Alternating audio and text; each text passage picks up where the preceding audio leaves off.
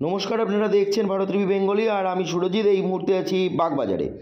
Cinema ও 5Gর জগতে যখন সবাই ঝুঁকছে ডিজিটালের দিকে, অন্যদিকে অভিনয় জগতের প্রথম ও প্রধান অবলম্বন নাটক যখন শুরু করেছে পিছিয়ে পড়তে, ঠিক সেই সময় দাঁড়িয়ে বাগবাজারের প্রাণপুরুষ বা বাগবাজার 7 নম্বর ওয়ার্ডের পৌরপিতা বাপি ঘোষের নেতৃত্বে বাগবাজার নাট্য একাডেমিতে 4 দিনব্যাপী নাট্য উৎসবের আয়োজন করা হলো, যা এই মুহূর্তে অনবদ্য প্রশংসার দাবি রাখে।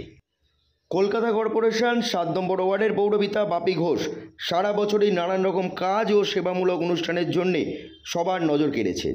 কলকাতা তথা বাংলার সংস্কৃতির নাটক বা যাত্রা কলকাতার বাগবাজারের যাত্রা মঞ্চে 4 দিনব্যাপী সম্পূর্ণ বিনামূল্যে যাত্রা দেখার জন্যে যাত্রা উৎসবের শুভ সূচনা করলেন তিনি। উক্ত অনুষ্ঠানে উপস্থিত ছিলেন কলকাতার প্রিয় মানুষ, কলকাতার এমপি সুদীপ বন্দ্যোপাধ্যায় সহ একাধিক পৌরপিতা ও পৌরমাতাগণ, সাথে অবশ্যই আপনাদের পরিচিত বাপি ঘোষ। চলুন দেখে আসি যাত্রা উৎসবের কিছু মুহূর্ত, সাথে জেনে নেব এই উৎসবে উপস্থিত মানুষেরা কি বলছেন। 5 বার ধরে লোকসভাতে যাচ্ছি আপনাদের শুভেচ্ছায় সমর্থনে, কিন্তু আজকে বাপি চমক লাগিয়ে দিয়েছে। বাপি যখন আলোচনা করতে গিয়েছিল প্রথম যে যাত্রা করব, আমি যাত্রার এই ব্যাপারটার সঙ্গে খুব বহুলভাবে পরিচিত ছিলাম। একটা সময় যাত্রা কতটা নেমে গিয়েছিল। আবার সুব্রত মুখার্জি যখন রাজ্যের তথ্য সম্প্রচার মন্ত্রী হয়ে এসেছিল, একটা সুন্দরভাবে এটাকে উত্তরণের পথে নিয়ে গিয়েছিল। কিন্তু মাঝখানে যাত্রার অবস্থা খুবই খারাপ, আমাদের অস্বীকার করলে চলবে না। সেখানে বাপি যখন বলে, আরে ফণীভূষণ বিদ্যামঞ্চ যখন যাত্রা মঞ্চ যখন উদ্বোধন হয় তখন আমি ছিলাম, এবং এখানে মমতা ব্যানার্জি এসেছে, আমি ছিলাম সঙ্গে। এবং আমার নিজের মনে হয় যে যাত্রাকে স্বীকৃতি দিয়ে তাকে একটা উচ্চ মানে উত্তীর্ণ করে দেওয়ার ক্ষেত্রে আমাদের যাদের নাম না করলেই নয়, তার মধ্যে নিশ্চয়ই একটা অন্যতম প্রধান নাম আমি বলবো সুব্রত মুখার্জি। ধীরে ধীরে হারিয়ে যাচ্ছে। একটা অদ্ভুত প্রতিযোগিতা চলছে না, মোবাইল এসে গেছে, টিভি এসে গেছে, নেটে যে কোনো ছবি যখন ইচ্ছে সেভাবে দেখা যাচ্ছে। সবকিছুর মধ্যে আবার যাত্রাকে নিয়ে কলকাতা শহরের বুকে বাপিঘর যে উদ্যোগটা নিল, অত্যন্ত প্রশংসনীয় উদ্যোগ। এবং ও বললো যে আমি কন্টিনিউটি বজায় রাখবো। অনেক সময় অনেক উদ্যোগ শুরু হয় কিন্তু শেষ হয় না ভালো। এটা আমার মনে হচ্ছে যে খুব সুন্দর করে ও শুরু করছে এবং ও এটাকে চালিয়ে নিয়ে যেতে পারে। যাত্রা শিল্পের উত্থান হোক আরো বড়ভাবে, সেটা আমার কাম্য। না, আমি বলি প্রথমবার না, যাত্রা একাডেমি, যাত্রা প্রহরী এবং পশ্চিমবঙ্গ সরকার তথ্য সংস্কৃতি বিভাগ প্রত্যেক বছরই ডিসেম্বর মাসে যাত্রা উৎসব করে। তার তত্ত্বাবধানে আমি থাকি মাননীয় মন্ত্রী অরূপ বিশ্বাসের নির্দেশে।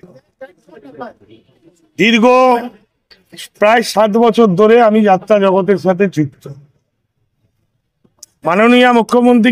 মাননীয় মুখ্যমন্ত্রী মমতা বন্দ্যোপাধ্যায়কে প্রণাম জানাই, কারণ বিগত দিনের সরকারের সময় এই 500 বছরের ঐতিহ্যের যাত্রা প্রায় আইসিইউতে চলে গেছিল।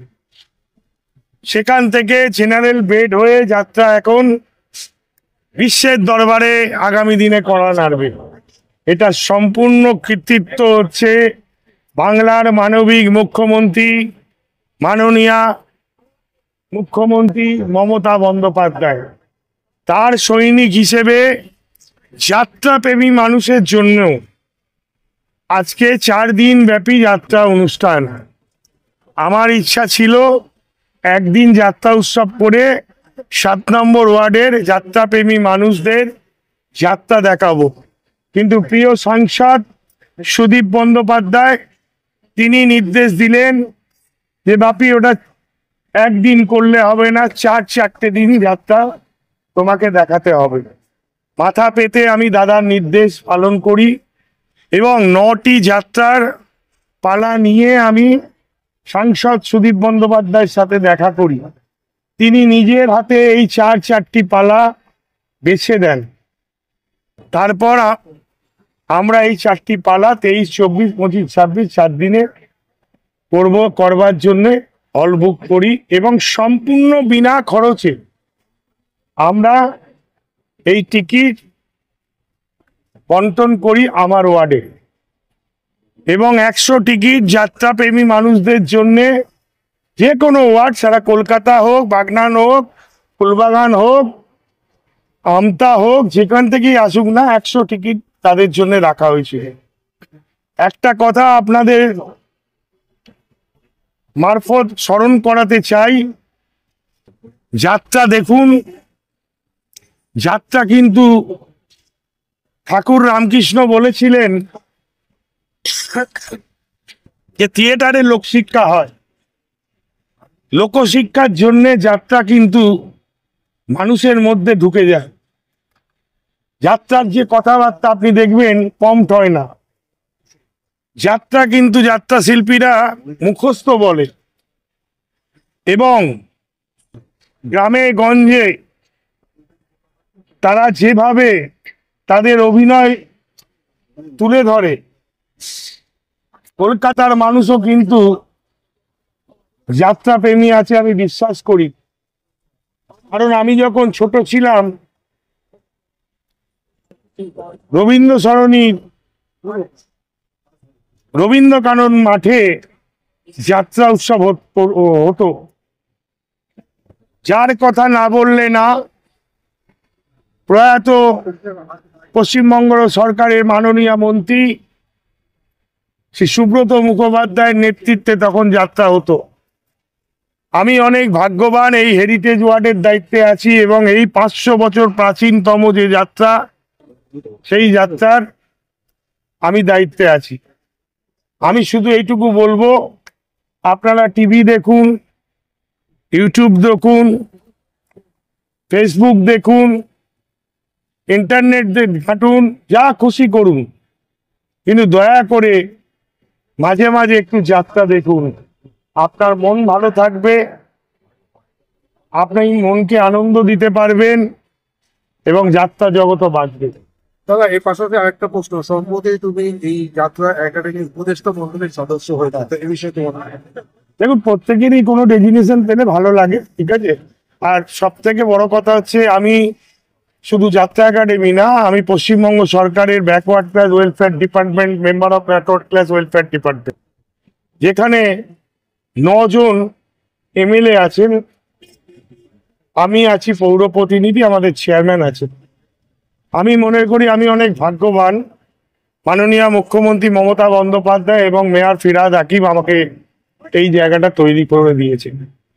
সমাজে পেছিয়ে পড়া ব্যাকওয়ার্ড ক্লাস যারা আছেন, তাদের বিভিন্ন রকম লোন থেকে আরম্ভ করে বিভিন্ন রকম তাদের সুযোগ সুবিধা আছে। সারা বাংলা জুড়ে আমি এটা করি, এই কাজটি বাংলার মানুষের জন্য করি। আপনাদের মারফত আমি জানাতে চাই, কেউ শিডিউল কাস্ট, কেউ এসটি, কেউ ওবিসি দীর্ঘদিন ধরে সার্টিফিকেট পাচ্ছেন না কোনো কারণে, আপনার নথিপত্র সব ঠিক আছে, তাহলে মনে করলে আমার সাথে যোগাযোগ করবেন। আপনার অধিকার, মুখ্যমন্ত্রী বারবার বলেছেন মানুষের অধিকার মানুষকে পৌঁছে দাও। আমি মুখ্যমন্ত্রীর নির্দেশ পালন করব, আপনার অধিকার আপনার কাছে পৌঁছে দেব।